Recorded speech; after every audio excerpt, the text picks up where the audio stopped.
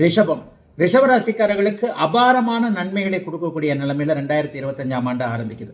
ஏனென்றால் இந்த வருஷம் நடக்க இருக்கின்ற மார்ச் மாதம் 29ஆம் தேதி நடக்க இருக்கின்ற சனி பயிற்சியின் மூலமாக சனி பகவான் மிக நல்ல அமைப்பாக சொல்லக்கூடிய 11ஆம் இடத்திற்கு மாறுறார். 30 வருடங்களுக்கு ஒரு முறை மட்டும்தான் அந்த 11ஆம் இடத்து சனி வரும். அது மாதிரி குரு மே மாதம் 2ஆம் இடத்திற்கு போறார்.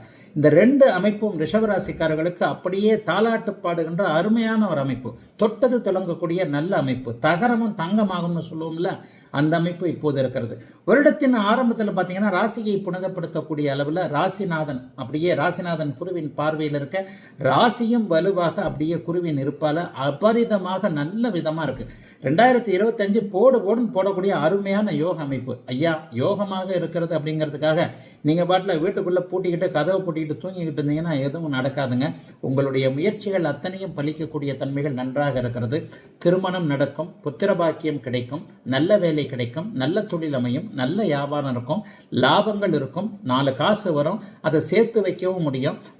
ஒரு மாதிரியான இந்த வருஷம் நல்லா இருந்ததுங்க, 2-3 வருஷத்துக்கு முன்னாடி விட 2025 நல்லா இருந்ததுங்கன்ட்டு மனப்பூர்வமாக குடும்பத்தார்கிட்டையோ நம்மகிட்ட வேண்டப்பட்டவங்ககிட்டயோ சொல்லக்கூடிய அளவிற்கு 2025 ரிஷபராசிக்காரர்களுக்கு மிகப்பெரிய நல்ல அமைப்பில் நல்லா இருக்கு.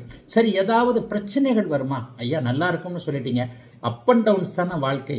வீடு வாகனம் சார்ந்த விஷயங்களில் 4-10ஆம் இடங்களில் ராகு கெதுக்கள் வருது இல்லையா?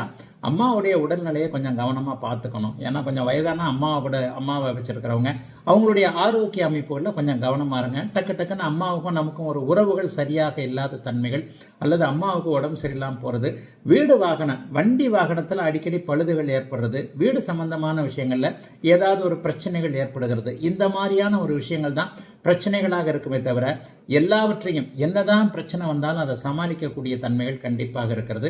ரிஷபராசிக்காரர்களுக்கு பெரும்பாலான கிரக அமைப்புகள் 2025, 26 2 வருஷமுமே நல்லா இருக்கும். அதனால் அடுத்த வருஷமும் நல்லா இருக்கும். இந்த வருஷம்லாம் பெரிய சோதனைகள் கண்டிப்பாக இருக்காது.